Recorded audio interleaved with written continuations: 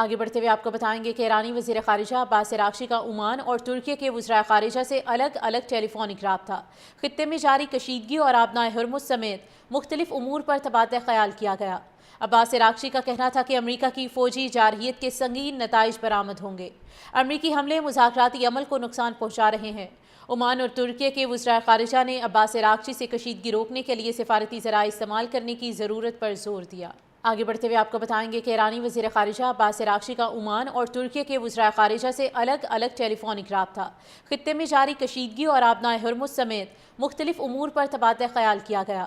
عباس عراقچی کا کہنا تھا کہ امریکہ کی فوجی جارحیت کے سنگین نتائج برآمد ہوں گے۔ امریکی حملے مذاکراتی عمل کو نقصان پہنچا رہے ہیں۔ عمان اور ترکی کے وزراء خارجہ نے عباس عراقچی سے کشیدگی روکنے کے لیے سفارتی ذرائع استعمال کرنے کی ضرورت پر زور دیا۔ آگے بڑھتے ہوئے آپ کو بتائیں گے کہ ایرانی وزیر خارجہ عباس عراقچی کا عمان اور ترکی کے وزراء خارجہ سے الگ الگ ٹیلی فونک رابطہ، خطے میں جاری کشیدگی اور آبنائے ہرمز سمیت مختلف امور پر تبادلہ خیال کیا گیا۔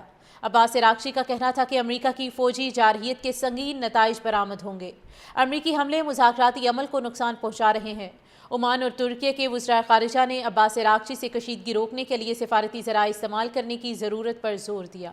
آگے بڑھتے ہوئے آپ کو بتائیں گے کہ ایرانی وزیر خارجہ عباس عراقچی کا عمان اور ترکی کے وزراء خارجہ سے الگ الگ ٹیلی فونک رابطہ، خطے میں جاری کشیدگی اور آبنائے ہرمز سمیت مختلف امور پر تبادلہ خیال کیا گیا۔ عباس عراقچی کا کہنا تھا کہ امریکہ کی فوجی جارحیت کے سنگین نتائج برآمد ہوں گے۔ امریکی حملے مذاکراتی عمل کو نقصان پہنچا رہے ہیں۔